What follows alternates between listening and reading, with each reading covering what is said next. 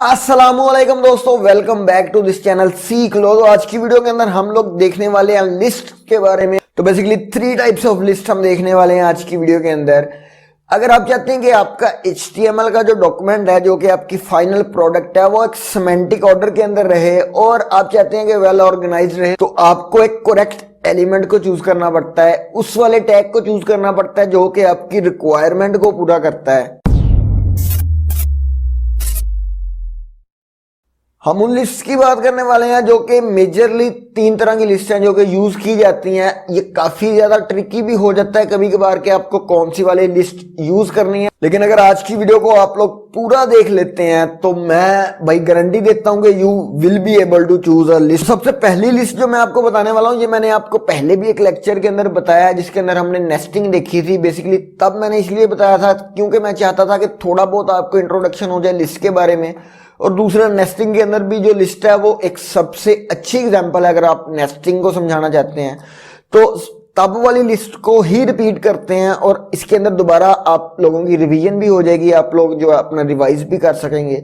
तो वो थी अनऑर्डर्ड लिस्ट जिसका के एलिमेंट था UL, use for unordered, and L for list. Hopefully आपको याद होगा। तो एन ऑर्डर लिस्ट को हमने स्टार्ट किया और उसको हमने क्लोज किया। उसके अंदर हमने बताया था कि जितने भी आपने आइटम्स डालनी है उनको आपने इनक्लोज्ड करना है लिस्ट आइटम के एक टैग के अंदर जो कि LI है बेसिकली। तो LI के अंदर आप अपने लिस्ट आइटम्स डाल सकते हैं जितनी भी। तो आज की वीडियो के अंदर हम फर्ज करेंगे ग्रोसरी लिस्ट को जो है वो क्रिएट कर रहे हैं। तो ग्रोसरी में हमने क्या खरीदना है भाई? सबसे पहले तो मैं खरीदना चाहता हूँ कुछ फ्रूट लेना चाहता हूँ मैं, उसके बाद कुछ और भी भाई खरीदते हैं, इतना तो नहीं ना। उसके बाद दूसरी एक हमने लिस्ट आइटम ली, उसके अंदर हमने वेजिटेबल्स भी लेनी है, और एक तीसरा लिस्ट आइटम लिया जिसके अंदर के भाई मैंने क्लॉथ्स जो लेने हैं, थोड़े से कपड़ों की भी शॉपिंग करेंगे हम। ग्रोसरी के अंदर इसको भी जो है ऐड कर दिया हमने, ग्रोसरी के अंदर इसको भी हमने ऐड कर दिया है। तो अगर मैं इसको Ctrl+S के साथ सेव करता हूं और हम अपने बैक जाके अपने लिस्ट वाले को खोलते हैं तो आप देख सकते हैं कि एक अनऑर्डर्ड बुलेटिन लिस्ट जो है हमारे पास क्रिएट हो चुकी है। अब लेट्स इमेजिन कि हम अपने मॉर्निंग रूटीन की बात कर रहे हैं जो कि हमने तब कर दी थी, गलती से मैंने उसको बुलेटिन लिस्ट के अंदर दे दिया था, तब भी मुझे ग्रोसरी देनी चाहिए थी। तो उसकी बात करते हैं, तो उसको कहते हैं ऑर्डर्ड लिस्ट जिसके अंदर हमें नंबरिंग चाहिए होती है। तो ऑर्डर लिस्ट जैसा कि UL है, अनऑर्डर्ड लिस्ट ऐसे ही OL है, ordered list OL।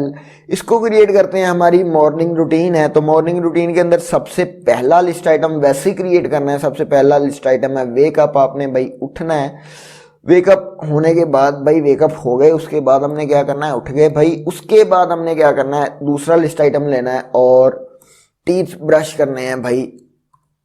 Okay, teeth brush करने के बाद नया लिस्ट आइटम लिया, नया लिस्ट आइटम लेके हमने ब्रेकफास्ट करना है। ओके, अब इसको मैं करने वाला हूं सेव, Ctrl+S के साथ सेव किया, अपने पेज पे आगे इसको करते हैं रिफ्रेश, और अभी आप लोग देख सकते हैं कि एक नंबर्ड लिस्ट जो कि जिसके साथ हमें नंबरिंग शो हो रही है वो वाली लिस्ट क्रिएट हो चुकी है। तो आप इसको तब यूज कर सकते हैं जब आपको एक सीक्वेंस के साथ चीजें चाहिए। आप इसको बिल्कुल भी ऊपर नीचे नहीं कर सकते। अभी इमेजिन करते हैं कि इसको मैंने बिल्कुल ऊपर रख दिया है, Ctrl+S के साथ सेव किया, अपने पेज पे वापस गया हूं। तो अभी आप लोग देख सकते हैं कि सबसे पहले ब्रेकफास्ट है, फिर वेकअप है, फिर टीथ ब्रश है। तो ये this doesn't make any sense. तो जब सेंस ही नहीं बन रही तो क्यों करना है? तो आपको नंबर्ड लिस्ट या ऑर्डर लिस्ट आपको तभी यूज करनी है जब आपको जेन्युइनली एक ऑर्डर चाहिए होगा। लेकिन अगर मैं अपनी दूसरी सबसे ऊपर वाली लिस्ट की बात करता हूं तो उसके अंदर मैं अगर क्लॉथ्स को ऊपर भी ले जाता हूं या फ्रूट्स को दरमियान में भी ले जाता हूं तो कोई भी फर्क नहीं पड़ता, उसकी इंपॉर्टेंस एक जैसी है। फ्रूट्स की भी उतनी है, वेजिटेबल्स की भी उतनी है। प्राइस के लिहाज से नहीं बात कर रहा भाई, वैसे ही बात कर रहा हूं। ओके, तो इसको वैसे ही कर देते हैं भाई जैसा पहले था। वेकअप, ब्रेकफास्ट जो है वो हमने वैसे ही रख दिया। अब बात करते हैं अपनी तीसरी लिस्ट के बारे में जो है हमारे पास डिस्क्रिप्शन लिस्ट या डिस्क्रिप्टिव लिस्ट भी जिसको बोलते हैं। तो होपफुली आपको नाम से थोड़ा बहुत अंदाजा तो हो चुका होगा कि ये लिस्ट किस बारे में है, लेकिन अगर नहीं हुआ तो अभी मैं भाई आपको बता देता हूं। तो डिस्क्रिप्शन लिस्ट हम तब यूज करते हैं जब हमें एक आइटम के आगे उसकी डिस्क्रिप्शन चाहिए होती है। सिर्फ और सिर्फ एक आइटम के आगे उसकी डिस्क्रिप्शन कैसे चाहिए होती है मैं आपको बताता हूं। अब इमेजिन कर लें कि हम एक लिस्ट बना रहे हैं जिसको के बुक्स की लिस्ट बना रहे हैं, बुक 1, बुक 2, बुक 3 ऐसे है। बुक 1 हमारे पास फिजिक्स है, केमिस्ट्री है, जो बायो है, जो भी है, ये 3 बुक्स हैं। इन तीनों की हम लिस्ट बनाना चाहते हैं। तो अभी मैं आपको एक एलिमेंट बताता हूँ। सबसे पहले डिस्क्रिप्टिव लिस्ट का जो एलिमेंट है वो है डी एल को स्टार्ट किया और डी एल को क्लोज किया, स्टार्टिंग और क्लोजिंग टैग लगा दिए। अब इसके अंदर कुछ डिस्क्रिप्शन आएगी। डिस्क्रिप्शन क्या क्या हो सकती है? ये बुक 1 है, अभी आप समझ लेंगे ये बुक 1 है, तो बुक 1 का क्या क्या हो सकता है? बुक 1 का टाइटल होगा, बुक 1 का ऑथर होगा, बुक 1 की पब्लिशिंग की जो डेट होती है, पब्लिश डेट, वो होगी, बुक 1 की लैंग्वेज होगी। तो ये सारे उसके बेसिकली एट्रीब्यूट्स हैं, उसकी क्वालिटीज कह सकते हैं आप। तो अब 2 चीजें हैं, ऑथर एक हेडिंग देंगे और उसके अंदर ऑथर का नाम देंगे। ऑथर पहले हम देते हैं, तो उसके लिए एक एलिमेंट हमें लेना पड़ेगा, D stands for description term. लेकिन मुझे ये जो टर्म वाला सीन है, ये टर्म नहीं याद हो रहा था।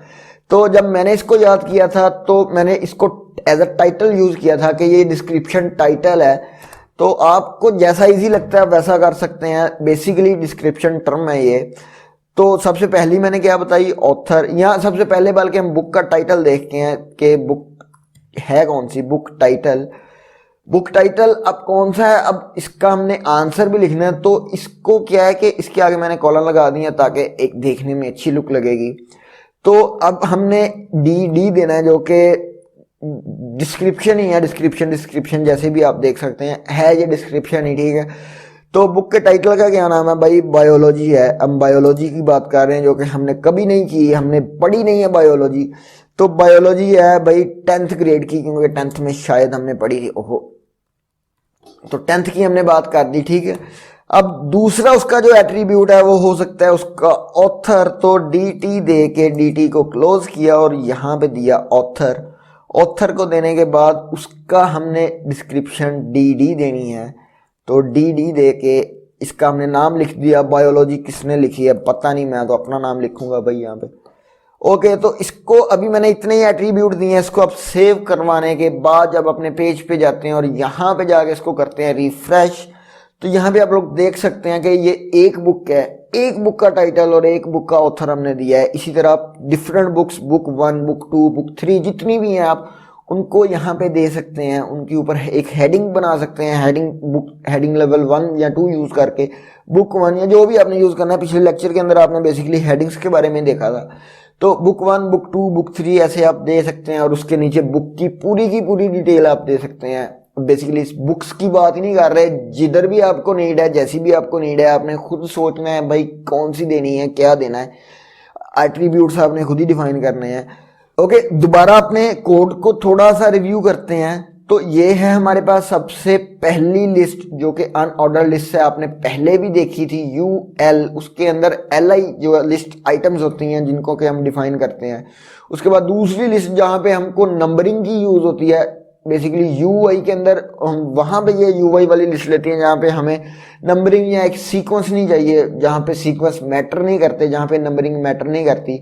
और जो ऑर्डर लिस्ट है वो हम लेते हैं जहां पे नंबरिंग मैटर करती है, जहां पे सीक्वेंस मैटर करता है। और डिस्क्रिप्शन लिस्ट हम तब लेते हैं जब हमें किसी चीज की एक कंप्लीट डिस्क्रिप्शन देनी है। होपफुली आपको कॉन्सेप्ट समझ आ गया होगा। तो उसके अंदर 2 एलिमेंट्स लेते हैं, 2 पेयर्स आते हैं बेसिकली, DT और उसके साथ DD, फिर DT, फिर DD, फिर DT, फिर DD। अब ऐसा नहीं है कि एक DT के अंदर एक ही DD आ सकता है, ऑथर 2 भी हो सकते हैं, उसामा के साथ हो सकता है भाई कि किसी और ने भी लिखी हो, तो 2 DD भी हम दे सकते हैं। अब मुझे आपका नाम नहीं पता, वरना मैंने आपका नाम यहाँ पे दे देना था। अपना नाम नीचे कमेंट सेक्शन में जरूर बताइएगा। तो अभी मैं अली दे रहा हूँ जो कि एक कॉमन नेम है। Ctrl+S कर दिया है मैंने। सेव करने के बाद दोबारा इसको मैं रिफ्रेश करता हूँ तो देख सकते हैं कि ऑथर के नीचे 2 चीजें आ गई हैं।